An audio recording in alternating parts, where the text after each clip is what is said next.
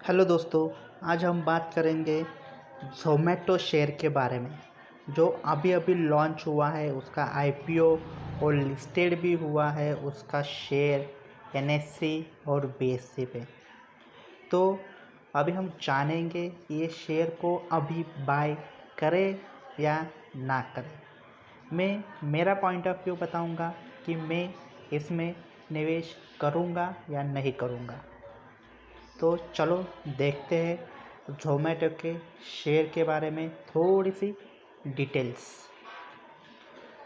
अगर इसका last traded date देखा जाए तो बहुत अच्छा उसने परफॉर्म किया है। एक ही दिन में 116 या 115 से डायरेक्टली 138 का हाई मारा है उसने, यानी कि बहुत अच्छा उसने मूवमेंट दिखाया फर्स्ट डे।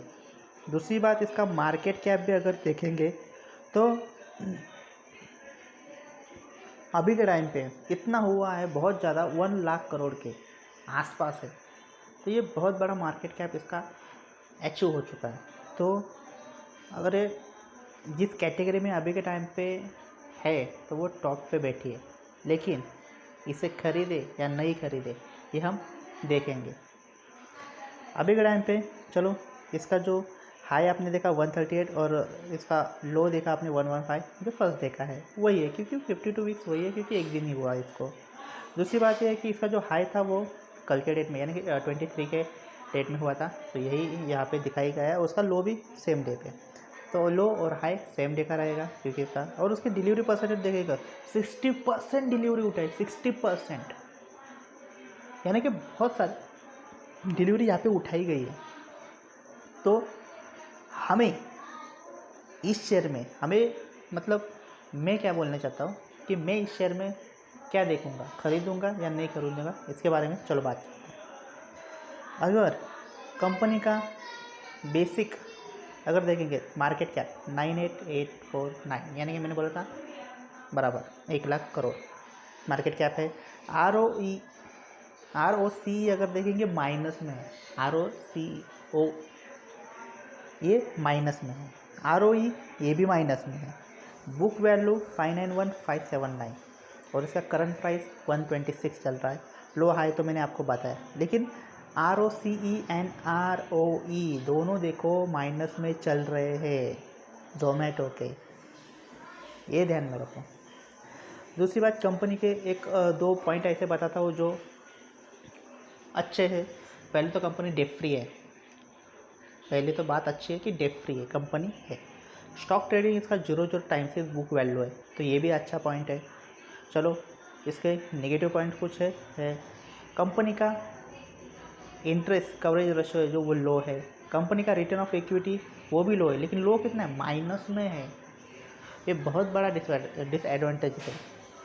दूसरी बात, कंपनी डेट फ्री है, लेकिन कंपनी का प्रॉफिट भी देखना चाहिए। कंपनी डेट फ्री हो गई, लेकिन वो कंपनी कुछ तो करना तो चाहिए, बराबर कि नहीं, ये चीज़ रहती है।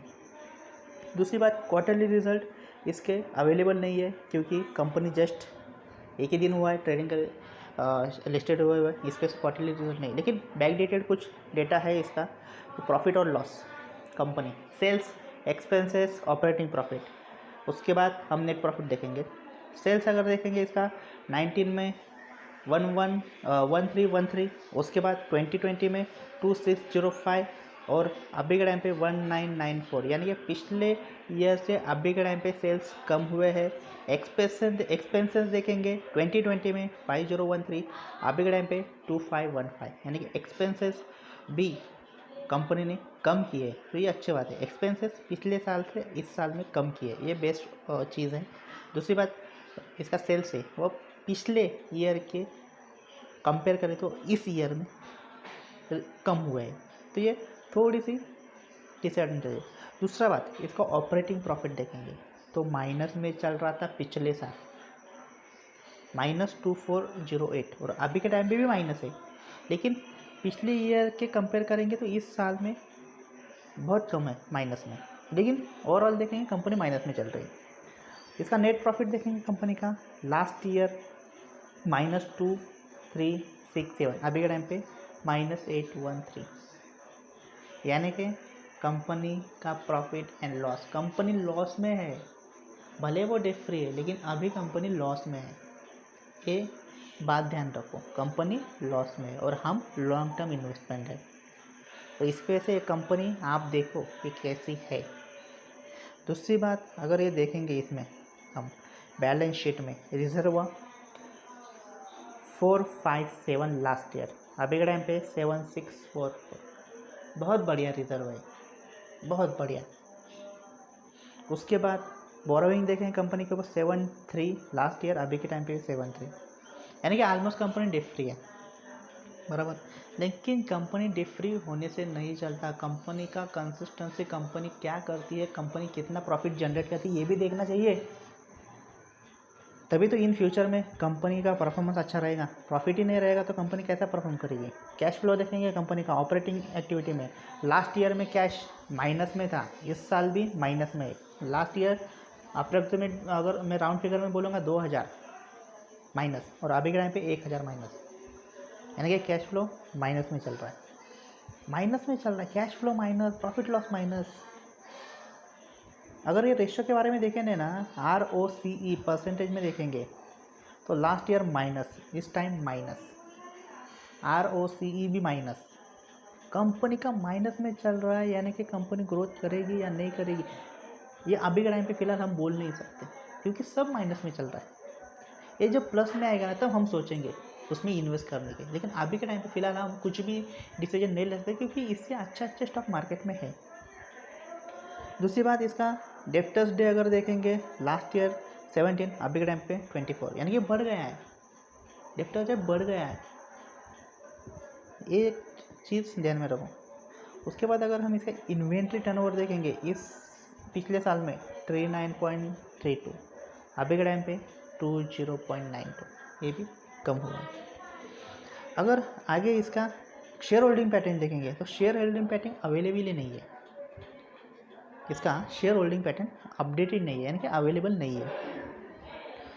अगर इसका पीयर कंपैरिजन करेंगे, एज पर जिस कैटेगरी में इसको डाला गया है उस हिसाब से अगर इसका पीयर कंपैरिजन करेंगे तो ये टॉप पे जाके बैठी है कंपनी एक ही दिन में, एज पर मार्केट कैप के हिसाब से। लेकिन इसको कॉम्पिटिटर देखा जाए तो Info Edge, IndiaMART, Justdial, सबका प्राइस, ये प्राइस के जोमेटो के प्राइस से बहुत ज़्यादा है। इन्फो एज का देखेंगे 5000, इंडिया मार्ट का 7000, जस्ट डायल 900, लेकिन मार्केट कैप के हिसाब से जोमेटो टॉप पे जाके बैठा है। दूसरी बात, कंपनी डेट फ्री ज़रूर है, लेकिन कंपनी के ऊपर कर्जा भी नहीं है, लेकिन कंपनी प्रॉफिट नहीं है ना, कंपनी का प्रॉफिट नहीं है, कंपनी का प्रॉफिट नहीं है, कंपनी का प्रॉफिट माइनस में चल रहा है, कैश माइनस में है, बराबर। तो ये थिंक करने की सोचो, मार्केट अभी टॉप पे है या फिर मार्केट अगर जब गिरता है ये परफॉर्मेंस कैसा करेगा, गिरती हुई मार्केट में कैसा परफॉर्म करेगा जोमेटो, ये भी देखने लायक है। तो ये मेरा पॉइंट ऑफ व्यू था। मैं तो अभी फ़िलहाल इसमें इन्वेस्ट करने की सोचूंगा नहीं। जब ये कंपनी माइनस से प्रॉफिट में चली जाएगी, प्लस में चली जाएगी और वो कंसिस्टेंसी 1 क्वार्टर 2 क्वार्टर रखेगी, तब मैं इसमें इन्वेस्ट करूँगा। तभी तक फ़िलहाल मैं इन्वेस्ट करने की सोचूंगा नहीं। ये मेरा था पॉइंट ऑफ व्यू।